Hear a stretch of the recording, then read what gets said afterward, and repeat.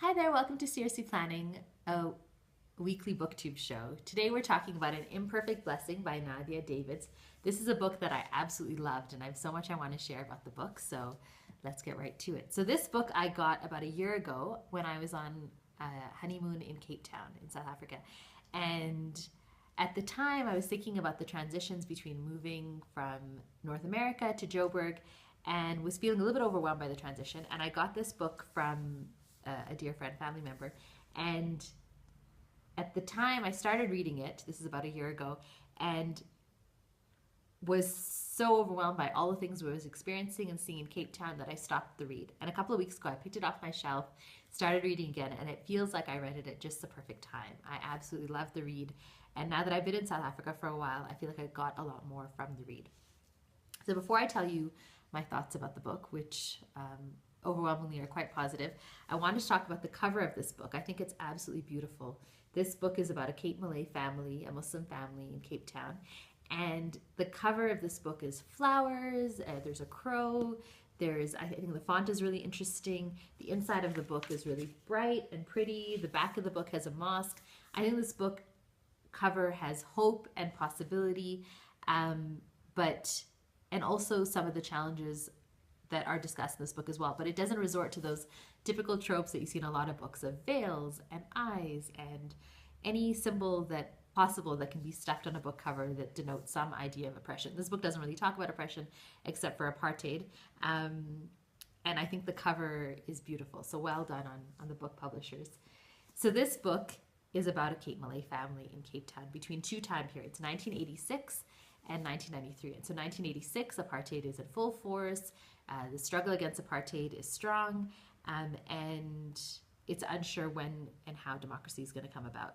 1993 is at the brink of democracy. And so this story follows this family of Adam, his wife Serena, their daughter Alia, who's about 14 years old, their older daughter Nasreen, his brother Walid, who is doing his thesis and is a bit of an activist, his girlfriend, Walid's girlfriend Anna, who is white, and the book explores the complications of their relationship, and then their mother, the grandmother of the family, Fawzia. And it follows the family as they navigate both time periods, 1986 and 1993. And in the telling of this family story, so much is discussed. It talks about colonial architecture in Cape Town. It talks about a mother-in-law who gets really frustrated because her daughter-in-law doesn't cook Cape Malay dishes, but insists on cooking dishes from Indian Delights, a famous South African Indian cookbook. It talks about children on the playground discussing who their parents are going to vote for in the upcoming national elections. It talks about the real sacrifices people made of lives lost and torture and solitary confinement during apartheid times. It talks about people struggling against the political categories that the apartheid government put them in, and children trying to figure out who they are in relation to these categories they've been placed into.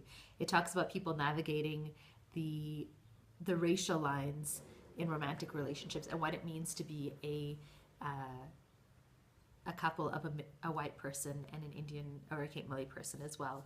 It talks about how the forced removals of apartheid affected families and their psyches, and how the people who, in this particular family, they were removed from District 6, and how those events continue to haunt the boys in the family many years after the fact.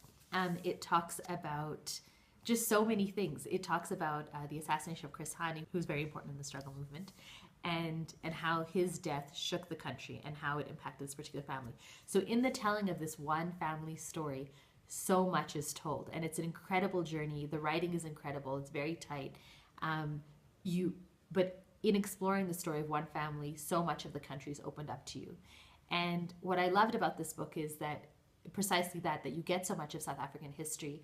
And I read this book after 6 months in a fellowship program where I've been studying public policy with 30 other fellows from across the country. And so I've been doing a lot of classes about the history of South Africa. So while I'm not as informed as a lot of South Africans, I'm not as uninformed as I was when I first moved from North America. And so there's a lot of references that I got and a lot of things that were illuminated because of this book. But at the same time, there are a lot of references I didn't understand. And a lot of people, because I moved from North America, asked me what it's like to live in South Africa and asked me more about the history of South Africa. And in North America, your reading about South Africa is very limited. And it's a very simplistic story of South Africa's transition to democracy that is told. This book is a wonderful read for that reason. It complicates the story. It shows how Mandela is a contested figure. Democracy was a contested process. It was a process that was fraught and difficult, and this book just shares so much while not explaining too much as well. There are whole paragraphs in Afrikaans that are not translated. This book talks about Ramadan and this family's living of Islam without having to explain what Ramadan is, what prayer is, what madrasa is. And as a North American reader who has books that are overly suffer from over exposition, this is a welcome change, and it gives you that experience of what it is to be the intended audience of a book, and not because things aren't over explained.